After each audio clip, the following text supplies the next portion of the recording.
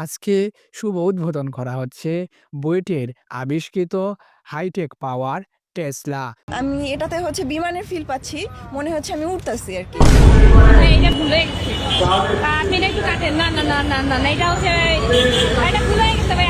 যদিও যুদ্ধ বিমান হিসেবে auto tank high power tank যুদ্ধ বিমান বানানোর কথা ছিল, মিশে কথা হ্যাঁ সব মিশে কথা ভুলবশত অটো রিক্সা তৈরি করে আমাদের যাতায়াত ব্যবস্থা পানির মতো সহজ করতে চেয়েছে। এই গর্বের সাথে তারা এক গ্রেড পিছিয়ে 10ম গ্রেডে চাকরির আবেদনের সুযোগ চাচ্ছে।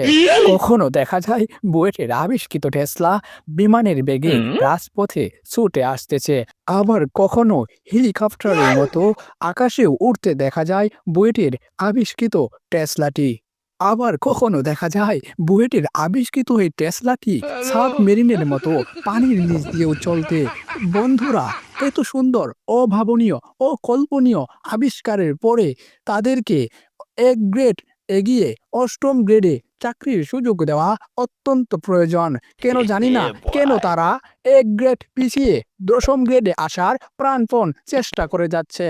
আবার শোনা যায় এই টেসলাটিতে সিএনজির মতো হাইটেক ব্রেক ব্যবহার করা হয়েছে। বিশেষজ্ঞরা মনে করছে প্রশিক্ষণপ্রাপ্ত পাইলট দ্বারা এই টেসলাটি চালনা করা প্রয়োজন, নয়তো দেশে দুর্ঘটনা বৃদ্ধি পেতে পারে। ইতিমধ্যে ভুয়া টিভি ভুয়া নিউজ থেকে জানতে পেলাম বুয়েট পাইলট প্রশিক্ষণ কেন্দ্র নামে একটি প্রশিক্ষণ কেন্দ্র স্থাপিত হয়েছে। চলুন সেটা দেখে আসা যাক।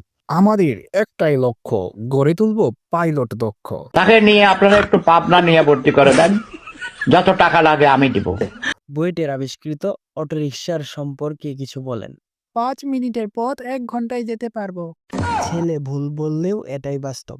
এত সুন্দর টেসলা আবিষ্কারের পরেও তারা 9ম থেকে 8ম গ্রেডে না এসে কেন 10ম গ্রেডের চাকরির জন্য সুযোগ চাচ্ছে?